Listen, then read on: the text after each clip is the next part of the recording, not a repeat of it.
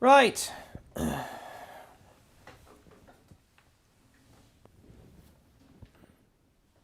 Well, that was unfortunate and embarrassing. Hopefully, some of you will find this stream. I, of course, had loads and loads of questions there in the other live event. And, yeah, rebooting. Yeah, me too. Hence the dropout and return here. But, oh, hello, Alice. Hello, Isak. Yes, we are back. Gotcha. He's back. I am. I wasn't going to let the last little bit of time here go. I made some adjustments. That's the thing is I didn't want to cut the connection, but I couldn't make the adjustments that I needed to make while the stream was live. So hopefully you'll find me and we can wrap this up here. I can't see the old questions, so my apologies, but if you'd like to ask your questions, please do, and I will do my best to answer what I can in the time that we have here remaining. From Trinidad. Glad I went back on your vid. Huh, hey. Oh, right, Aaron. Thank you for joining us. So, yeah. Here we are. I'm going to have a bit of water. Low notes for bass singers. Well, certainly, I mean, depending on how low you're going, a certain amount of vocal fry can be part of what it is that you are doing.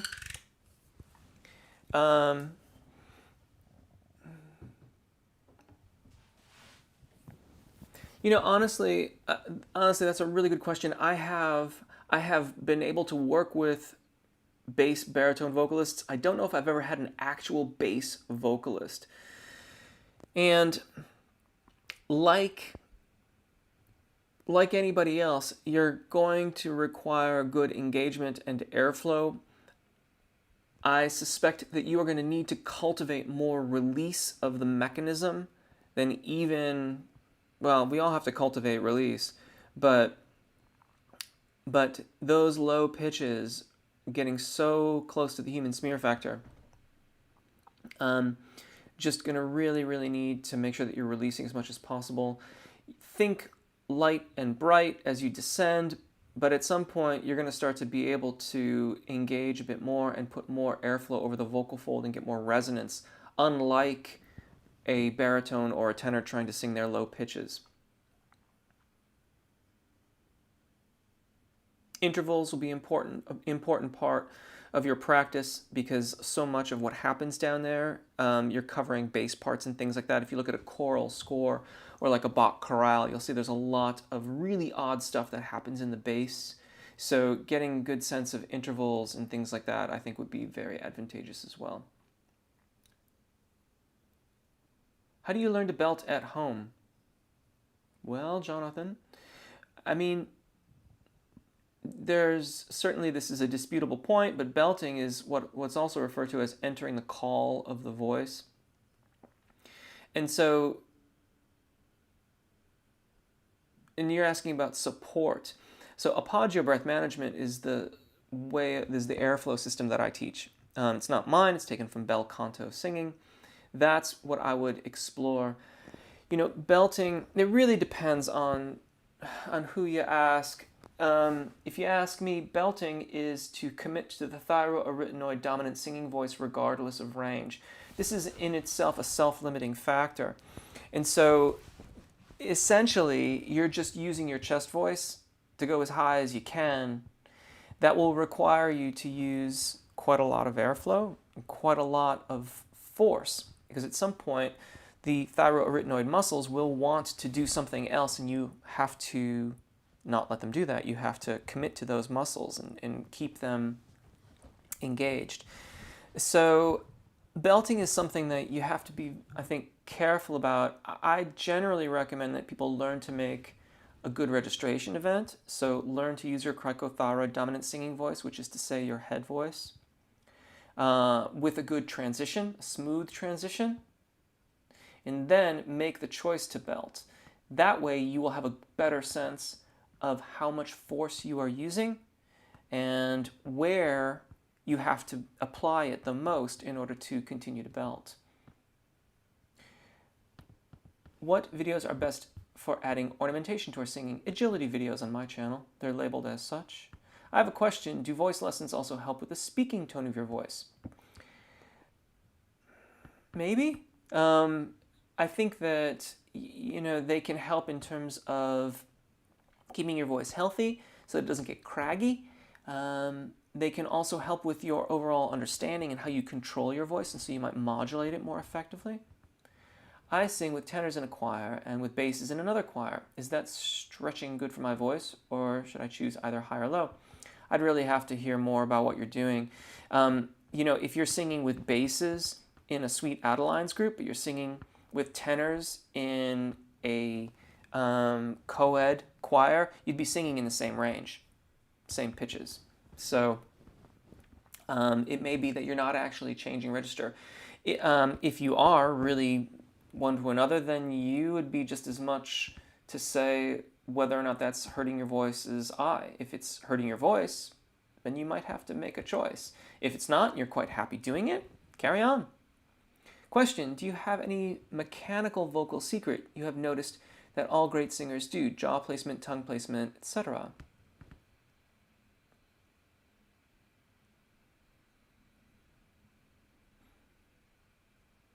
Kind of, in a way. But it's exactly the opposite of the way that you phrased your question. It's not that there is one place, it's flexibility. The ability to be flexible is in fact the secret sauce. So when you, and furthermore, like all of those things that you're talking about in your question, for one vocalist, they may be just the thing that they need. For another vocalist, it may be the exact opposite of what they need. Also, you could tell that vocalist to close their jaw and that vocalist to open their jaw and get the exact same sound because of their ideas on what those descriptions mean. Most of the problem with things like that are in your question is that they are almost always, there is no universal tip that we might give. I mean, like, except in the most general sense of things. We could say, like, you need to work on your arpeggio breath management such that you have good subglottic airflow or air pressure. It's very general, but that is pretty much applicable across the board.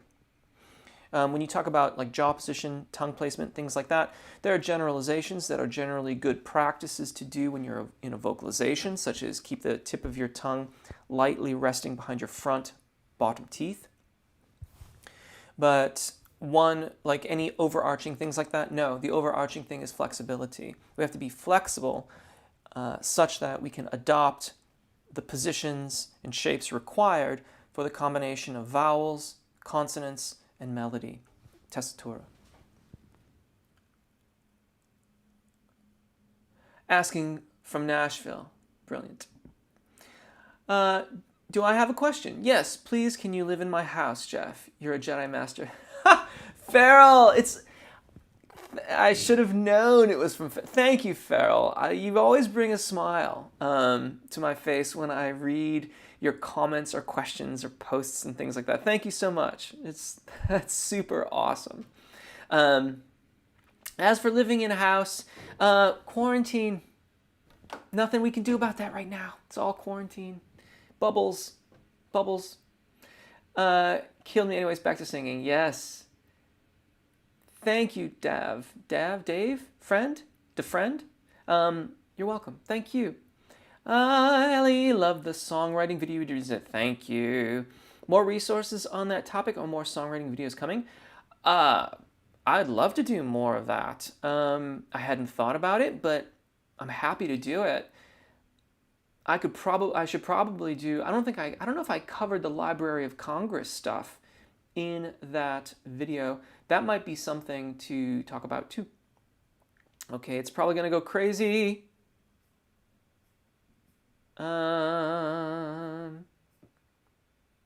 Can you demonstrate release? From Jonathan. Well, I mean, yes, in a sense of thinking about it from opposites too. So, for example, if I overengage my thyroarytenoid dominant singing voice muscles on this scale,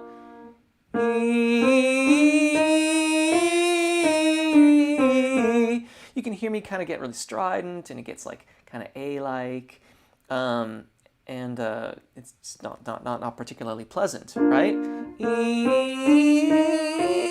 That is a lack of release. The thing about when you have release,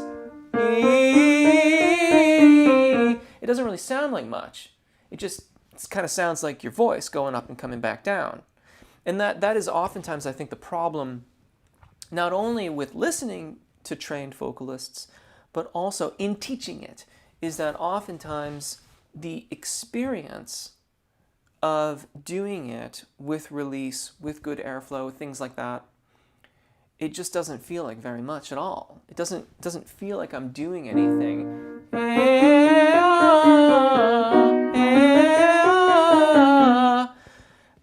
I mean, I've probably sung those scales 500,000 times, if not more. But that's the idea. You know, you hear a lack of release. We hear release as consistency of tone, as good intonation, things like that. Anthony. Hey Jeff, my everyday vocal coach. Thank you. Every day I play your videos. You're my vocal coach. I'm Salve First Tenor from Tracy. Awesome. I imagine it's a bit chilly out in Tracy these days, but I hope you're doing well. I have driven past Tracy more times than I can think of on my way to Yosemite. I can sing up to C5 in mixed, but the higher I go, the more my voice sounds like falsetto. Any help to make the sound have better quality? Well, Ramon, C5 for the tenor range vocalist, C5 is almost certainly the registration event to the falsetto range of the voice. That's not to suggest it sounds like falsetto. When we think about that much maligned word, falsetto, we think of a light, airy sound. That is not the only definition. Falsetto is also a designated range of the voice. And if you make good registration events, getting to that point and getting back out of it, then it won't sound so airy. So your question is complex in that you're going to have to do a bit of study on that word, what it means as a vocal range versus as a vocal sound. And you're also going to have to sift through the various different definitions of it, because there are some people that will say that for the male voice, that's falsetto. I would disagree with that. For others, they will say that the falsetto range starts about here. That I would agree with. Making those registration events there, if you're doing it in a balanced capacity, it won't be falsetto sounding. It won't have that falsetto tone production, which you hear me say very frequently on the channel. Pause for a second here. I have to stand up, and you'll still be able to hear me okay, I should think. But I had the door open to let some warmth into my office, and folks are now returning, so I've got to close the door here, but I'm still here with you. I haven't gone anywhere. Now I'm back here in the old video camera. You should be able to see that momentarily. I have a coach and been singing for 7 months now. Buenas tardes. Hello, Ramon. Please share, does weight gain loss on your experience affect singing anyhow? Tone, range, any pros or cons? Depends on how much weight gain and how much gain loss. I mean, if you're losing so much weight that you just don't have energy, like you've really dipped below a healthy point in your weight loss, then that's going to have an impact. You're not going to have the energy. Singing is more like an athletic feat than a math thing, right? So definitely consider that. Weight gain would probably have the same, I mean, depending on how much you're gaining. If you're having to lift more, and I'm thinking here like sort of like fat storage as opposed to muscle building. I don't know if you're talking about muscle building or not, but if you're talking about just bulking kind of with excess body weight, fat stores, then lifting those structures and things like that, if you are unaccustomed to it, then it could prove challenging to begin with. But I mean, the opera singer that's got a few extra pounds on is somewhat of a stereotypical trope, right? So obviously, you can certainly learn to accommodate it. It just may be that there's a transition there.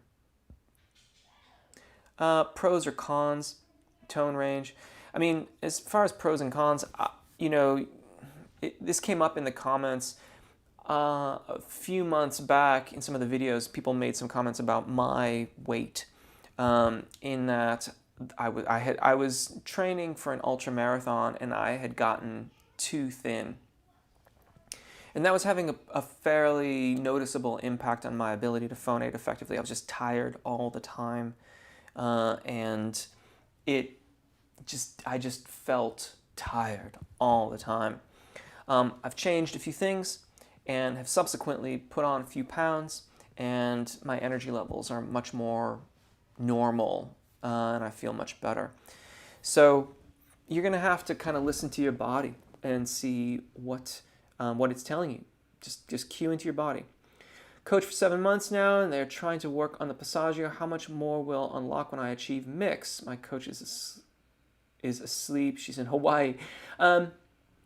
Most of us get about a perfect fourth when we have a successful transition across the secondo passaggio. So for example, for like the male vocalist with a transition around E or F4, they'll get the next perfect fourth above that. So E to A, F, B flat, depending on where the secondo passaggio is. Itzhak, you're welcome. I'm going to take a couple more here. I'm going to go a few minutes over because of the whole connection thing. Hi, Jeff. I'm not sure if you answered this, but what is the best way to safely expand my vocal range? I'm a soprano, alto, alternate, would like to expand up and downwards. Thank you and blessings. Thank you, Anne. Appreciate that. Registration events. If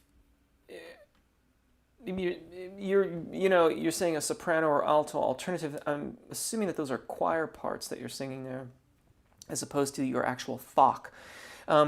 So determining what your FOC is would be particularly helpful. Soprano vocalists very frequently will have very challenging times around the primo passaggio. And so if that's the case for you, then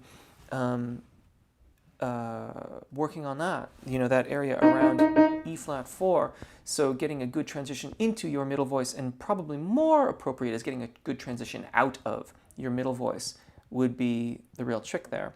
If you're a contralto vocalist,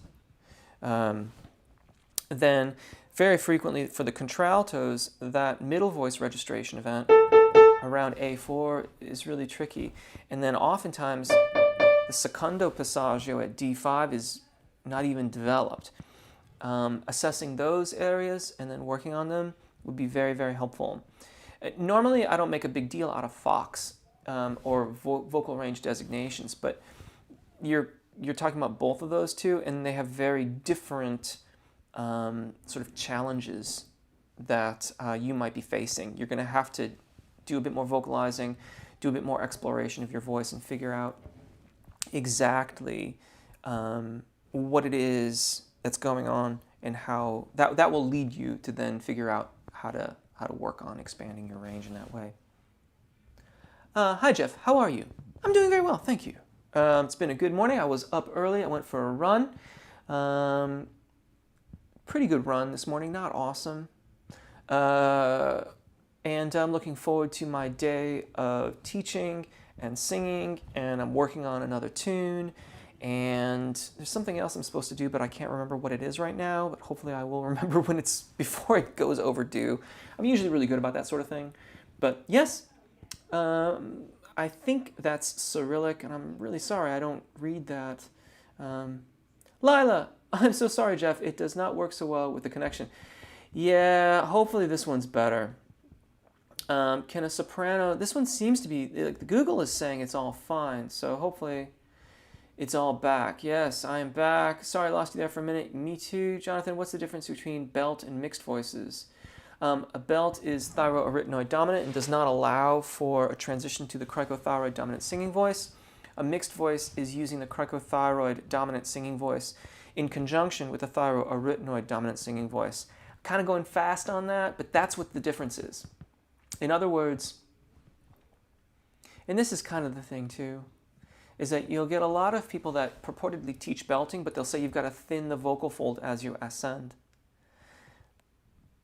But that's not, technically speaking, belting, at least in the books that I've studied.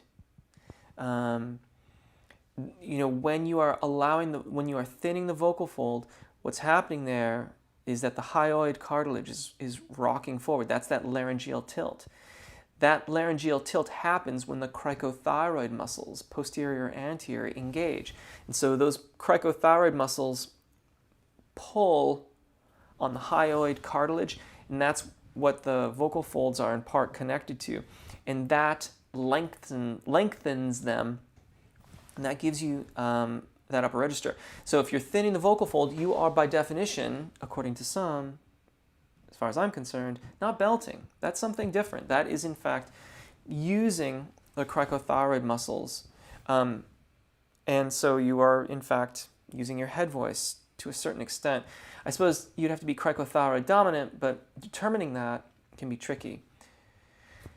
I'm getting way into the weeds on this whole cricothyroid thyroarytenoid thing. I apologize. That's the difference. Hi, why do I make a hissing sound when I sing push airflow?